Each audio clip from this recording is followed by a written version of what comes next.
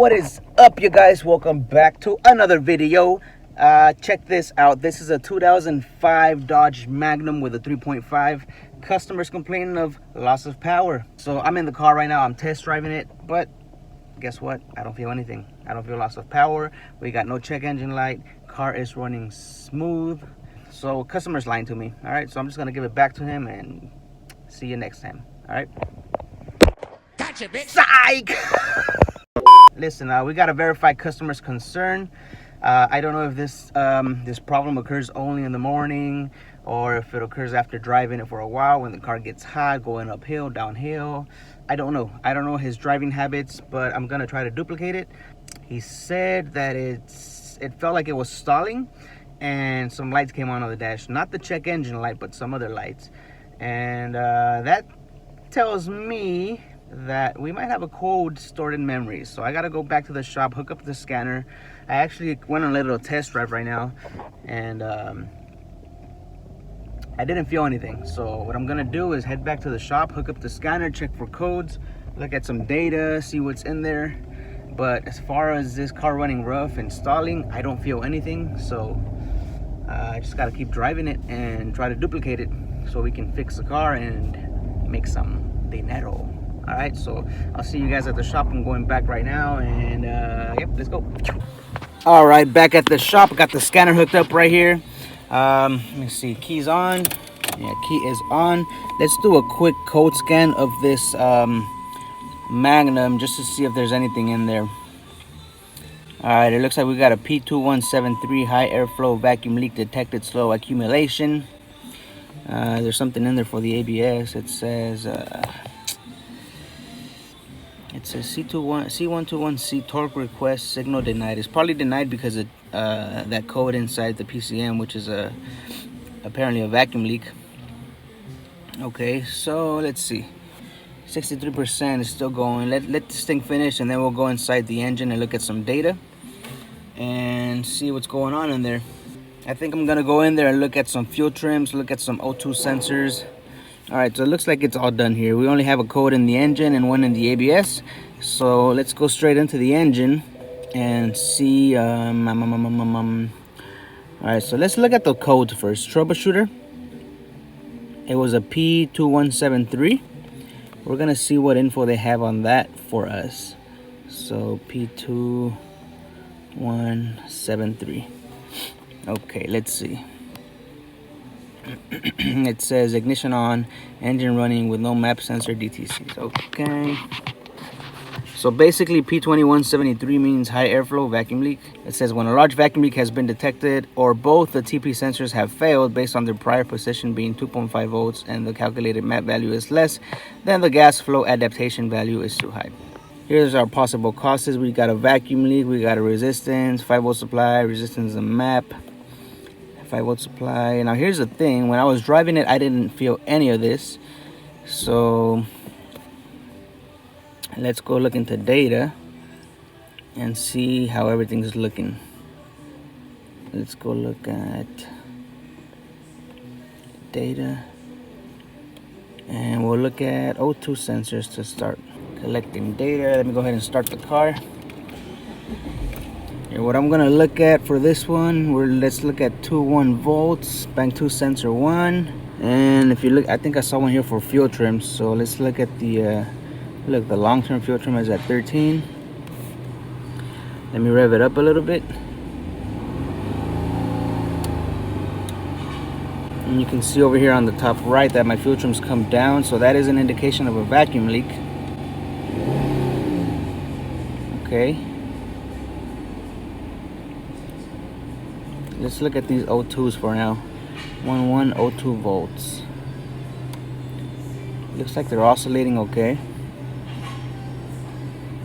But this 13 right here, I think that's where our code is coming from.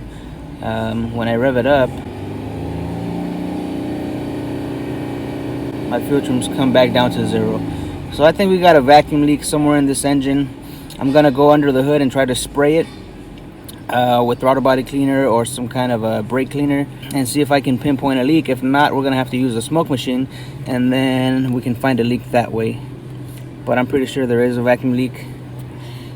hopefully an external vacuum leak, and then this way we'll be able to find it and fix it. So let's see. We got a P2173, and that to me looks like a vacuum leak. So let's go under the hood. Alright guys, right here under the hood, what I'm going to do here is just take a regular spray bottle and start spraying around the intake manifold. Now on this intake manifold with a 3.5 liter engine, there's not a lot of areas you can spray and have a possible leak. So right here at the back of the intake, what I see is just a couple of hoses, and that's where I started spraying. Also another area that you want to spray would be around the intake manifold, so I started spraying the intake manifold here, but I don't hear any leaks. So I noticed that when I sprayed the back of the intake right here, I heard a little bit of water being sucked into the intake. Now you also want to go ahead and spray all your hoses down, spray your what do you call this chingadera, the air intake duct, and just spray wherever you think you can have a possible vacuum leak. So I don't know if you guys can hear it here, but I can hear the water being sucked into the intake right here. Now if you come look at this side of the engine, there's absolutely nothing over here. There's no hoses, there's nothing that can give you a possible vacuum leak. So what I did was I focused on the driver's side of the intake, and I noticed that when I sprayed back here, I heard the water being sucked in. So I wanted to pinpoint the leak for you guys. So the next thing that I did was I used a smoke machine. I just disconnected one of the hoses and just put that into the intake, and within a matter of seconds I saw where the smoke was coming from, and that was, to me, it was just a verification of the vacuum leak that I had here. So I'm gonna let you guys just watch this for a little bit, and you can see clearly that right here on the back of the intake there is an EGR tube that goes down to the EGR, hence the name. And you can see it takes a little seal in there, and that is a very common problem on these 2.5 liter engines. So I just did this to verify my suspicions of this EGR tube gasket leak, and there it is. You guys can see it right there. Okay, so this intake has to come off, and we got to swap out the seal that goes on that EGR tube, and just make sure that we don't have any other vacuum leaks.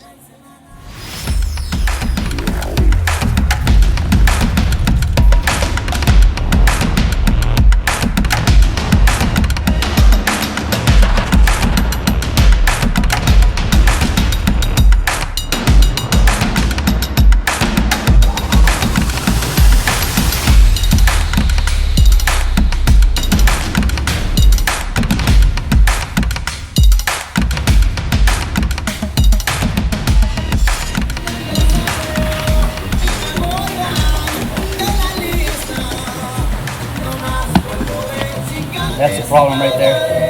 Looks like it's pinched.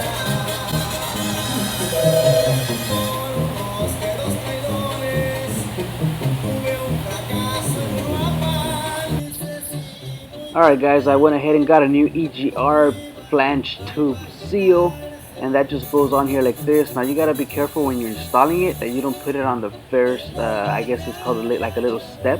You want to go ahead and push it back a little more so that when you put the intake on here, it seals properly and you don't have a vacuum leak. So that's what it looks like right now. It's just a little $5 seal, goes on the EGR tube. So now I'm going to set you guys back down over here, and we're going to continue working here. 3.5 liter engine, intake manifold coming up.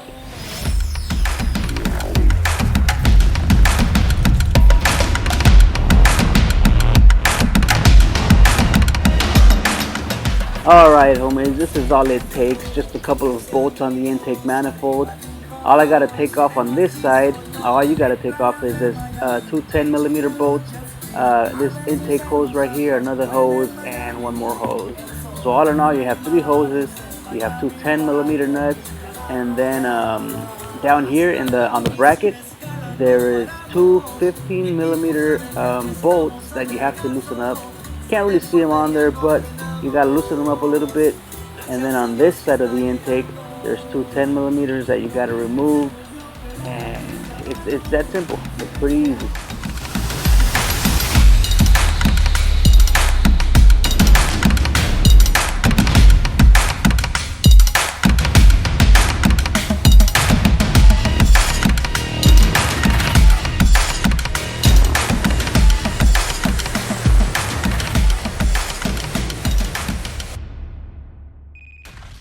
All right, homies, got it done. A quick intake manifold removal just so that I can change that little O-ring on the back of the intake that goes to the EGR. That right there is a very common problem on these cars.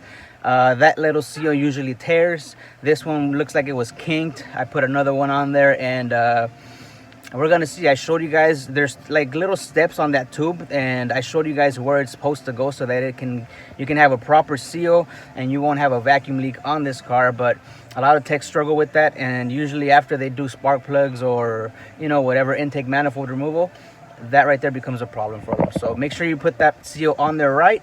I got the car running right now. It runs good, runs smooth. I mean, I never felt any problems with it, but I think what I'm gonna do is go test drive it, and I'm gonna see how the fuel trims act while I'm driving. I don't know if I showed you guys the O2s before.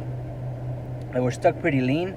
Right now, there's no more leak at that seal from the EGR tube. I think what I can do is smoke it just so you guys don't think I'm lying to you. But you're gonna have to take my word for it if I can't smoke it, because the shop is full right now. It's packed. I got another car that I gotta do. Might be a separate video for you guys, but let's go drive it. I got my scanner hooked up right now, and I'm just trying to see how the fuel trims act. Many minutes later. All right, check it. I got the smoke machine hooked up, and there is smoke coming out of here. Let me just show you. Okay, right there. And if you look back at the EGR tube, which is that shiny one right there, there's absolutely no leak coming out of there, so that leak is fixed. I don't see any other leaks around the intake manifold, and the air's getting in here. You can see the smoke coming out of the air box right here. If you look closely, you can see smoke coming out, so the air's getting in here. I mean, the smoke's getting in here, but there's no leak, so I'm gonna call this one a fix. But that's how you check it pretty much. EGR tube, very common on these. That's it, vacuum leak. This one's fixed, so that's it. I'm gonna call this one a fix. I showed you guys with the smoke machine, and we verified that we had no more leaks. So let me get out of here first. Go on one last test drive so I can talk to you guys. Seatbelt. So seatbelt doesn't work. There it is. All right, so I'm gonna let this one go. We're gonna call this a fix. I think we got enough evidence with the smoke test from the beginning and the smoke test that I just did that this vacuum leak is fixed. So if you guys have a Dodge with this 3.5 engine, keep in mind that that little seal at the EGR tube and on the back of the intake is a very common issue. So if you have a smoke machine, smoke it. If you don't, then spray some water, some carb cleaner, anything, and you can hear it being sucked in. I heard it being sucked in, but I couldn't show you over the loud music. But it is what it is. Right now we're test driving. Car runs good. There's no hesitation, no stalling. Yeah, so this one's fixed. I think I'm gonna end it right here. I got another car to fix. That's gonna be a separate video for you guys. So if you guys are new, hit that subscribe button, hit that little bell so you guys get notified if you want to see more car stuff. And I'll see you guys on the next video, which is I think it's a Toyota. So peace out, homies.